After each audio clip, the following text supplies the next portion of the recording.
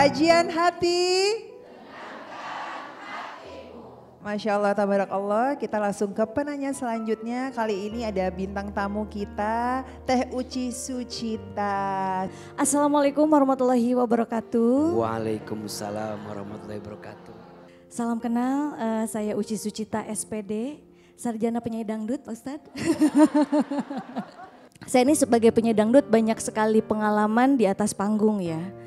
Salah satunya karena saya ini sebagai penyanyi dangdut selalu berusaha untuk friendly di atas panggung, untuk menghibur, tersenyum. Saya pernah suatu hari di atas panggung saya menyanyi, diundang oleh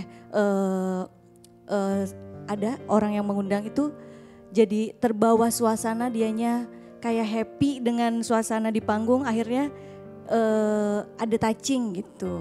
Nah, kita kan sebagai orang yang diundang kayak aduh mau begini takut salah gitu ya.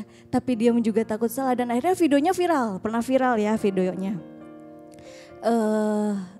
Bagaimana saya harus menghadapi apa ya, kayak perlakuan seperti itu ya. Karena kan niatnya hanya ingin menghibur, tapi saya dapat perlakuan itu. Teh Suci, memang perlakuan kalau pas lagi manggung gitu tuh Iya. yang dilakukan apa tuh Teh Suci? Ya misalnya kayak ada saweran misalnya kan. Nah ada yang nyawer terus udah nyawer kayak agak di touching gitu, dipeluk gitu. Dipegang gitu, Iya main dipeluk tapi pinggangnya ya dirangkul. Oh, ya dirangkul Allah. gitu.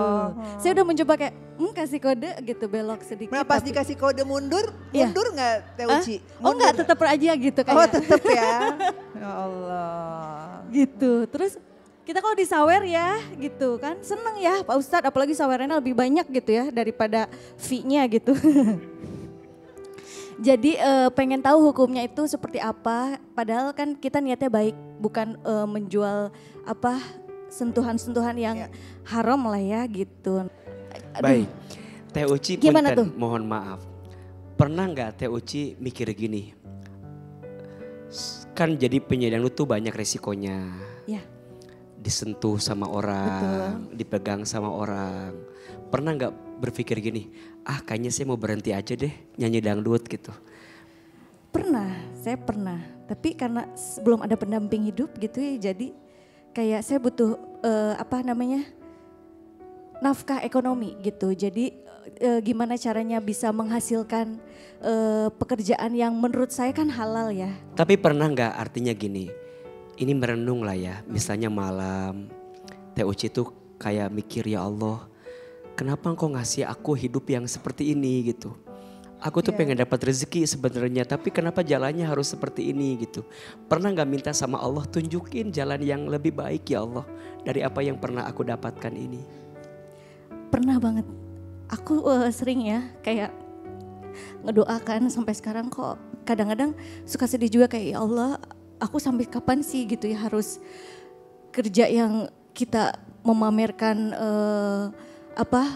tubuh gitu ya, goyang apa gitu. Kadang-kadang suka sedih sih, kayak pengen dapet dapet sesuatu yang bisa membuat saya lebih kuat gitu ya dalam menjalani kehidupan ya. Saya udah berusaha juga Pak Ustadz kayak sebelum COVID ini punya tabungan nih, kita usaha ya.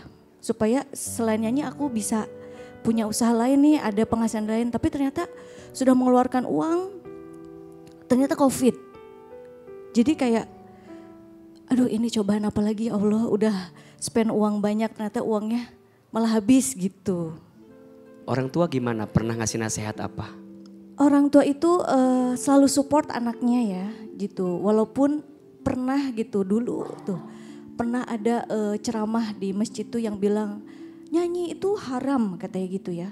Sedangkan saya sering pulang gitu ya abis hajatan nyanyi gitu ya dulu gitu. Dan sebelum saya jadi artis tuh ya banyaklah tetangga-tetangga yang kayak kurang sreg ya dengan profesi saya nyanyi gitu.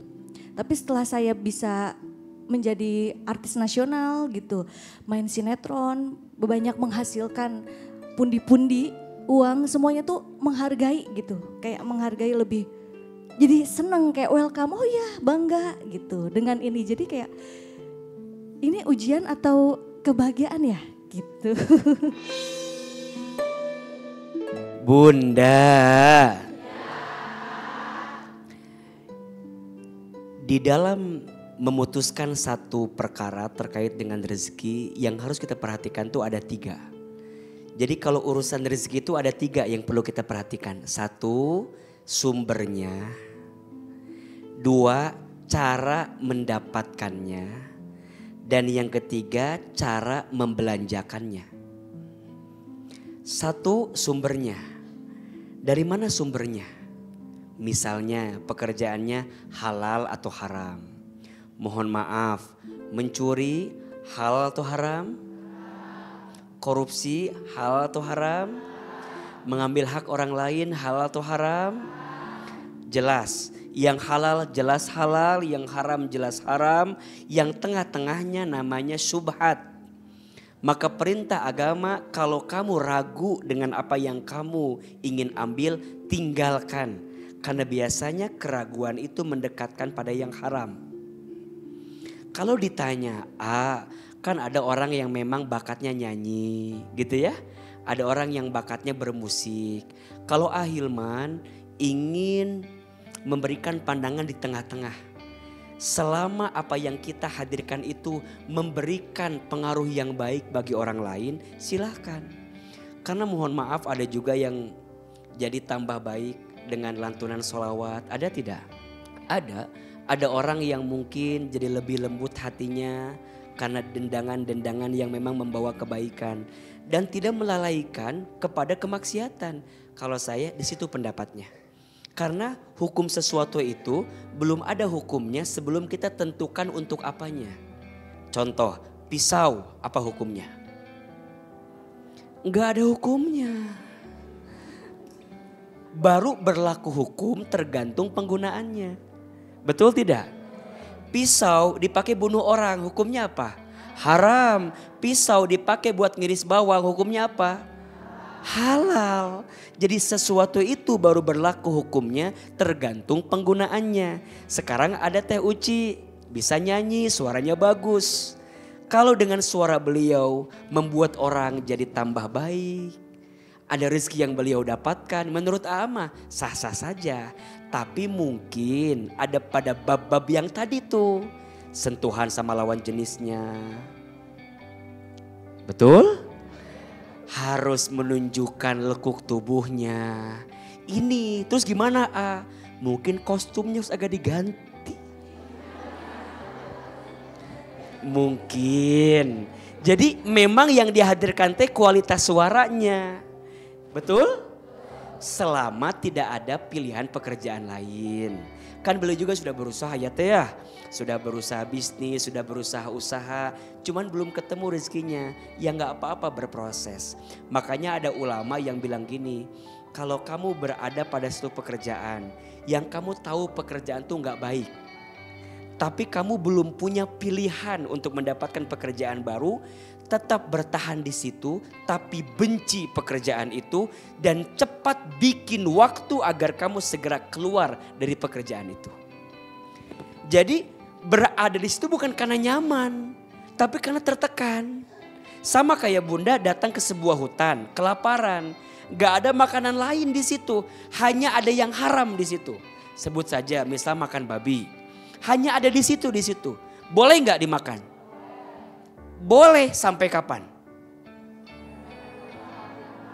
Sampai kita sudah tidak merasakan kesulitan daripada lapar tersebut. Jadi makannya hanya untuk menutupi kita dari kemadorotan. Jangan sampai kita mati gara-gara kelaparan. Cukup sampai di situ. Jangan dilanjutin, enak nih. Jangan. Sama dengan pekerjaan. Kalau kita tahu itu salah, segera kita pergi daripada pekerjaan itu. Kalau belum bisa pergi, tetap di situ, benci pekerjaan itu sampai kita minta sama Allah agar keluar daripada pekerjaan itu. Jelas apa jelas? Jadi kalau boleh nasihat dari AA, semoga Allah kasih usaha yang lebih baik, bisa bisnis, agar kemudian tidak ada yang haram, termasuk tidak ada yang subhat yang datang kepada kita. Nah yang kedua terkait dengan saweran, sebenarnya nggak ada yang salah kan, orang ngasih ke kita terima aja kan. Cuman nyawernya kayak gimana dulu. Ini yang jadi masalah. Iya daripada nyawer mendingan ditransfer kan. Lebih jelas kan. Ini yang jadi masalah. Khawatirnya kan lagi nyawer mah sentuhan Tea. Betul nggak? Nunjukin yang nggak baik Tea. Ya kalau memahami saweran sebagai pemberian ya terima aja. Selama pemberian itu tidak ada embel-embel belakangnya. Tapi kalau sudah ada embel-embelnya, harus begini, ada syaratnya, harus begitu. Ini yang dikhawatirkan. Jadi nanti mah teh, kalau ada yang nyawer bilang, sorry gak nerima saweran. Terimanya transferan nah gitu. Mudah-mudahan Allah berikan kebaikan. Ya semoga dikasih kesempatan sama Allah bisa lebih istiqomah ya, bisa lebih menjadi penyanyi dangdut yang versi yang menjadi lebih baik gitu.